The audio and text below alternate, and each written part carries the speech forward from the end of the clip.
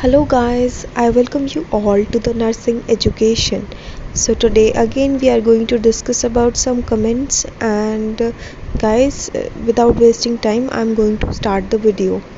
First of all, Krishna Bhukkal is asking, ma'am 105 marks हैं, ऐसी category से वो बिलोंग करते हैं और वो पूछ रहे हैं कि उनको पीजीआई रोहतक मिल जाएगा क्या बीएससी नर्सिंग के लिए।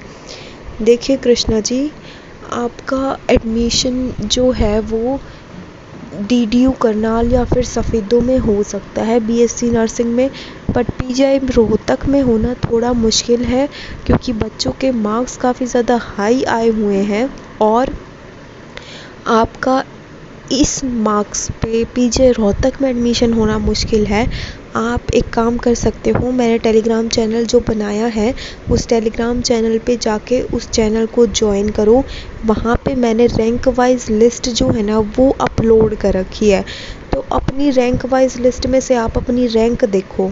अगर आपकी रैंक 200 से अबव में आती है तो आपका पीजीआई रोहतक में एडमिशन होना पॉसिबल नहीं है क्योंकि सीट्स ही 200 नहीं है, बट 200 हम अप्रॉक्स लगा के चलते हैं कि ऊपर वाले कुछ बच्चे नीट के लिए ड्रॉप आउट कर देंगे और इसके साथ साथ वो किसी पैरामेडिकल कोर्सेज में भी एडमिशन लेते हैं बच्चे, या फिर उनके पास कोई और अदर बेटर ऑप्शंस होता है तो बच्चे सीट्स नहीं लेते हैं। तो आप अपनी एक बार रैंक देख लो, उसके अकॉर्डिंग आप अंदाज़ा लगा सकते हो कि टोटल सीट्स कितनी है और आपकी रैंक कितनी है। तो डीडीयू करनाल और सफ़ेदों में तो आपका चांस है, बट पीजीआई रोहतक में एडमिशन होना मुश्किल है।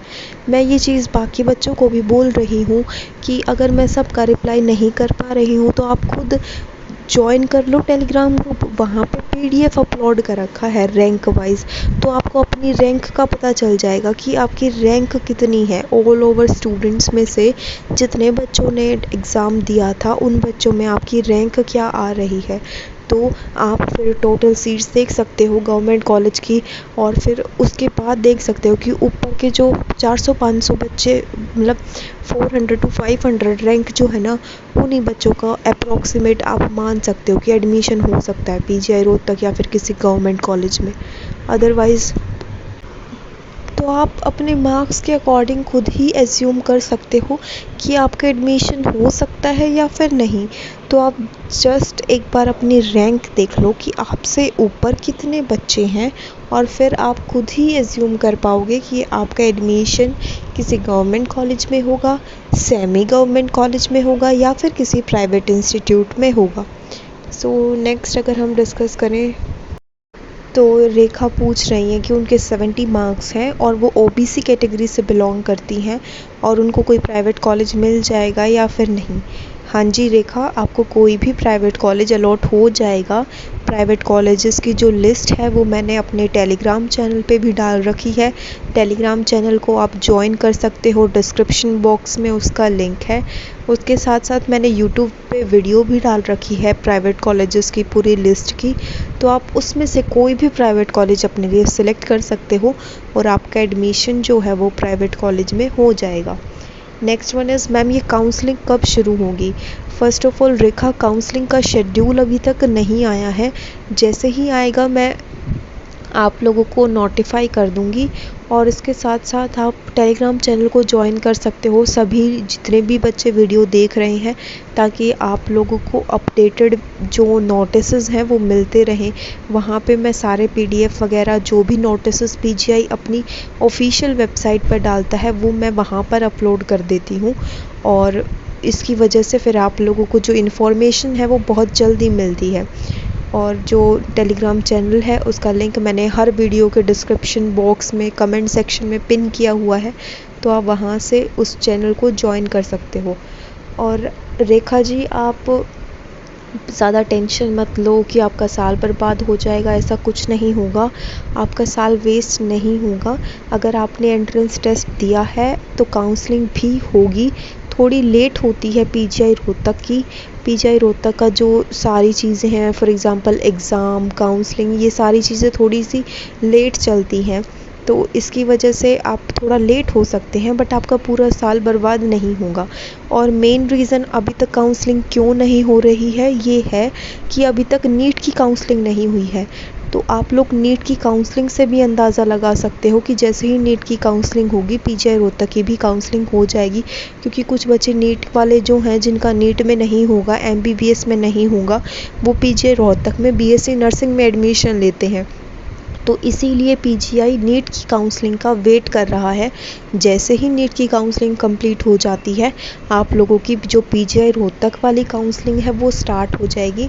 एंड को टेंशन लेने की बिल्कुल भी ज़रूरत नहीं है, आप लोगों का साल वेस्ट नहीं होगा। आप सबका एडमिशन होगा, जिन जिन का एलिजिबिलिटी क्राइटेरिया जो है वो फुलफ़िल हो रहा है मार्क्स का, उन सब का एडमिशन होगा इस साल। सो आप टेंशन मत लो और आपका साल बर्बाद नहीं होगा। नेक्स्ट है 74 marks general category. Paramedical course के लिए आपका जो एडमिशन है वो गवर्नमेंट या फिर सेमी गवर्नमेंट कॉलेज में होना पॉसिबल नहीं है। आपका एडमिशन प्राइवेट कॉलेज में होगा। अपने लिए कोई भी प्राइवेट कॉलेज आप सेलेक्ट कर सकते हो जहाँ भी पैरामेडिकल कोर्स जो है वो ऑफ़र हो सकता है।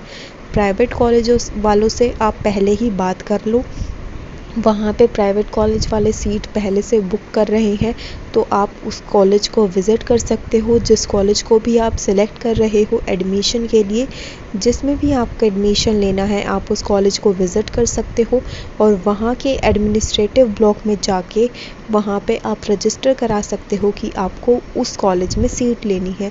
और उसके बाद पीजीआई की जब काउंसलिंग होगी तो आप चॉइस फिलिंग में उस कॉलेज को फिल कर सकते हो और फिर आपको वहाँ पे सीट अलॉट हो जाएगी और आपका एडमिशन हो जाएगा।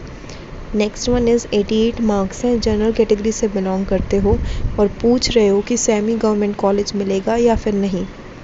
तो राखी बच्चे, आपका जो स्कोर है वो बहुत कम है और आपकी जो कैटेगरी है वो भी जनरल है, तो it is not possible for you to get admission in a semi government college.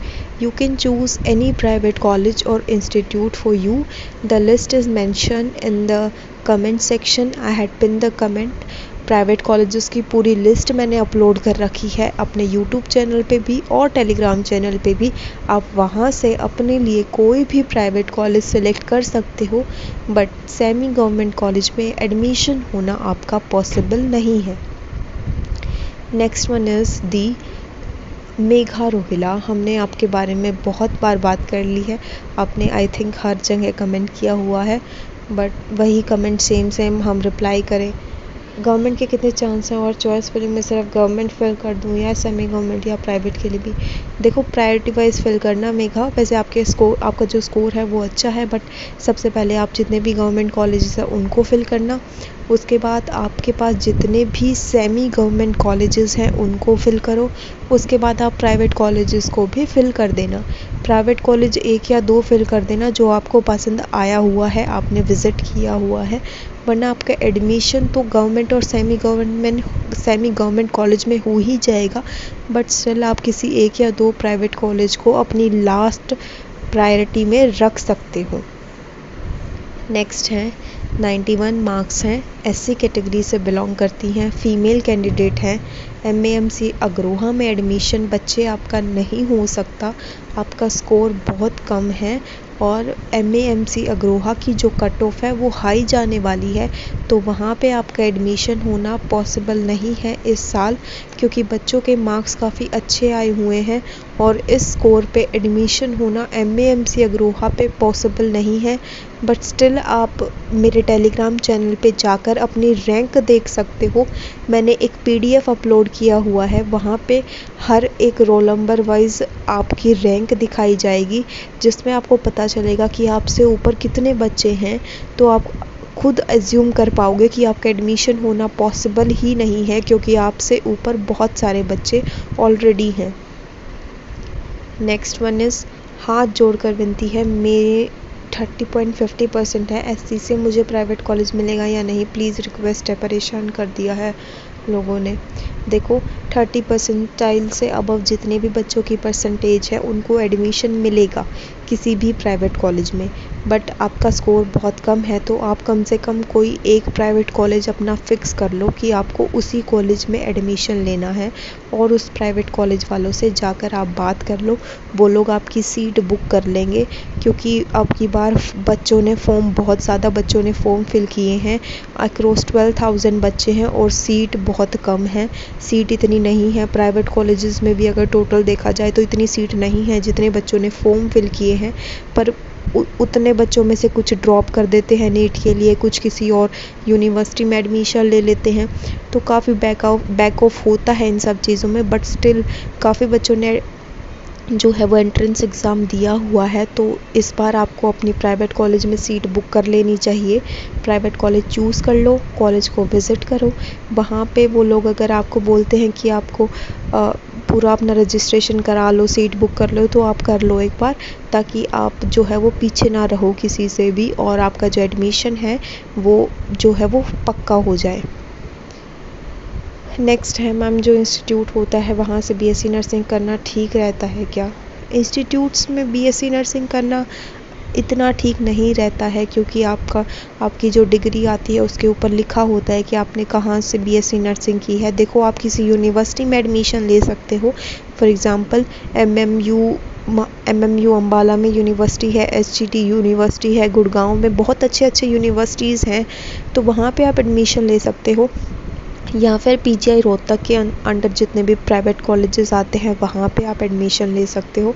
But I will not suggest you to take admission in any institute for pursuing BSc nursing, क्योंकि ये एक professional course है और इस course को किसी institute के through करना, आई थिंक आप किसी कोचिंग इंस्टीट्यूट की बात कर रहे हो, तो अगर कोई छोटा सा ऐसे ही इंस्टीट्यूट है तो वहाँ से नर्सिंग करना अच्छा नहीं रहेगा। But it depends upon you कि आप क्या करना चाहते हो। बट मैं आपको सजेस्ट नहीं करूँगी कि आप किसी इंस्टीट्यूट से बीएससी नर्सिंग करो बच्चे। नेक्स्ट वन है 64 मार्क्स हैं, दिल्ली से है, महाराजा अग्रसेन कॉलेज। बच्चे, आपका स्कोर बहुत कम है और आप दिल्ली से भी बिलोंग करते हो, आपका किसी semi government college for example Maharaja Agrasen Agroha में एडमिशन होना पॉसिबल नहीं है।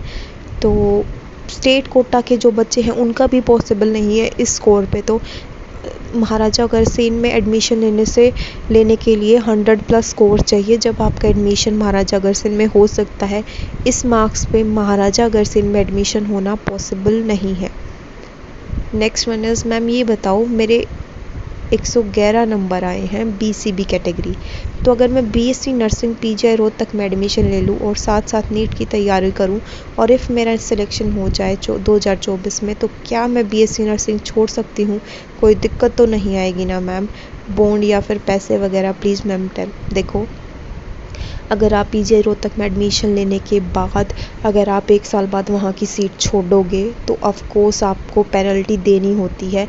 जब आप काउंसलिंग में पार्ट लोगे या फीस सबमिट करोगे तभी आपसे साइन करवाए जाते हैं कुछ टर्म्स और कंडीशंस पे कि आप इन द मिडल कोर्स को ऐसे छोड़ नहीं सकते हो, क्योंकि अगर आप ऐसे किसी गवर्नमेंट सीट को छोड़ोगे तो आप मतलब ये होता है कि पूरी एक सीट जो है वो ख़राब हो गई। अगर आपकी जगह किसी और बच्चे ने वहाँ पे एडमिशन लिया होता तो सीट ख़राब नहीं जाती और वो पूरे कोर्स को कंप्लीट करता।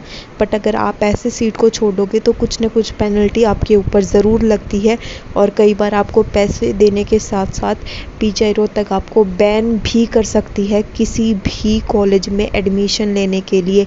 अगले 3 या 4 साल तक आप किसी भी कॉलेज में, मेडिकल कॉलेज में एडमिशन नहीं ले पाओगे। तो ये सब आप एक बार अगर नर्सिंग में एडमिशन लेते हो तो पहले आप जितने भी टर्म्स और कंडीशंस हैं वो रीड आउट करना, कहीं साइन करने से पहले ही देख लेना काउंसलिंग में कि क्या क्या चीज़ें लिखी हुई हैं। और अगर आपको बिल्कुल कंफर्मेशन चाहिए कि एग्जैक्ट क्या रूल्स और रेगुलेशंस हैं तो आपको पीजीआई रोहतक जो जाना पड़ेगा डीन ऑफिस में, या फिर पीजीआई रोहतक की जो प्रिंसिपल है नर्सिंग कॉलेज की, वहाँ पे आप जाकर प्रिंसिपल ऑफिस में कंफर्म कर सकते हो कि अगर आप बीच में ऐसे छोड़ोगे कोर्स को तो आपके ऊपर क्या क्या पेनल्टी लगेंगी। आपको खुद एक बार पीजीआई रोहतक में जाके ये सारे रूल्स और रेगुलेशंस जो हैं वो पता करने होंगे। So it's all about today's video. If you guys have any doubt then you can comment in the comment section and I'll try to solve your doubts. Thank you guys for watching my video, and don't forget to like, comment, share and subscribe Nursing Education.